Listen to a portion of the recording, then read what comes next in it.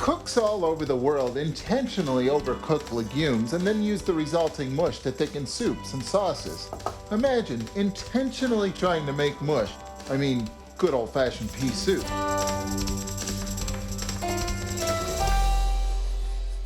Here's everything you need to make one of the all-time stick-to-your-rib classics, pea soup, which relies on split peas' tendency to break down into a mush when you simmer them. The sort of mush that you'll be proud to ladle into a bowl and take credit for.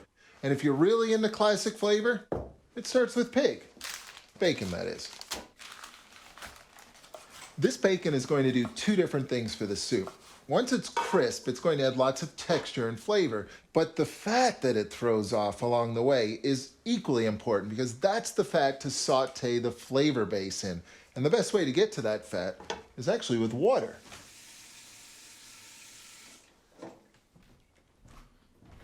You know how sometimes when you're crisping bacon, you end up with a pan full of half-crisp bacon? Some of it's cooked, some of it's not so cooked. The water works by evening out the heat in the pan. It allows you to first cook the bacon and then render the bacon, release all the fat into the water, and then the water boils away and you're left with fat and crisping bacon, building flavor every step of the way. Bacon's just one part of the flavor base. The rest are the onions, carrots, celery, garlic.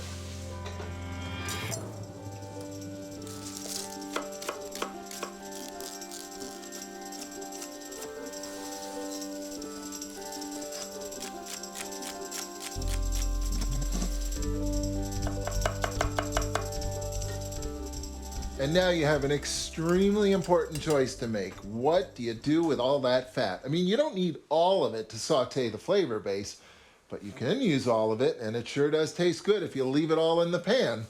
Ultimately, though, it's your choice.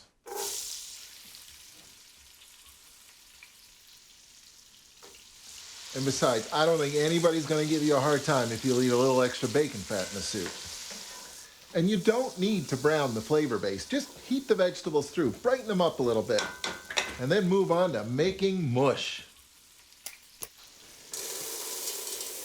Split peas are basically dried split peas, but not sweet peas. This is a different type of pea. They're a much starchier pea with a whole lot more flavor to them.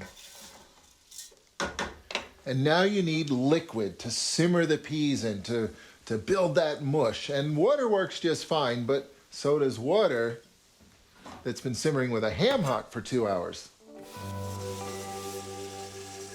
This is what I like to call pig stock. It's just a smoked ham hock that's been simmering in 12 cups of water with a couple of bay leaves for a couple of hours. Long enough to tenderize it and release all of its flavors into the stock.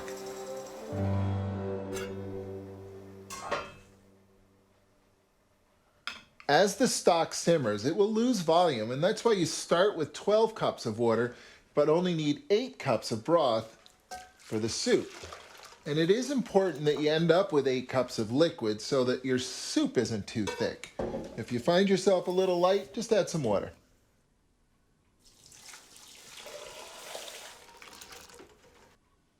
Then season the works with a teaspoon or so of salt and a few sprigs of fresh thyme. Bring the soup to a slow, steady simmer, pop a lid on, and in an hour or so, those peas will be nice and soft.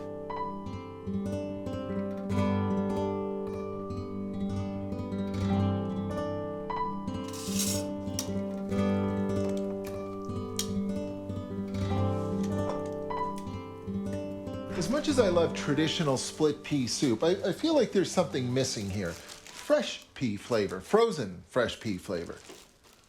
A cup or so, because peas automatically go with peas, and vinegar automatically goes with legumes, and that's what's in this pot. Split peas are legumes, and all legumes benefit from just a little bit of brightness at the end of the cooking process. If you add vinegar at the beginning, the legumes simply won't cook. Just a tablespoon. You'll never ever notice the sourness, but you will notice how the vinegar brightens up the flavor. It's a great trick.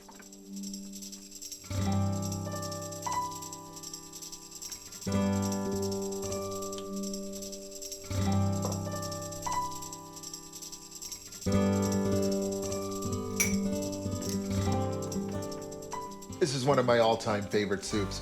Somehow it's simultaneously traditional but also modern with the bacon and the sweet pea flavor and that little bit of vinegar in there. And it doesn't taste mushy at all, but that's exactly what it is, mushy legumes.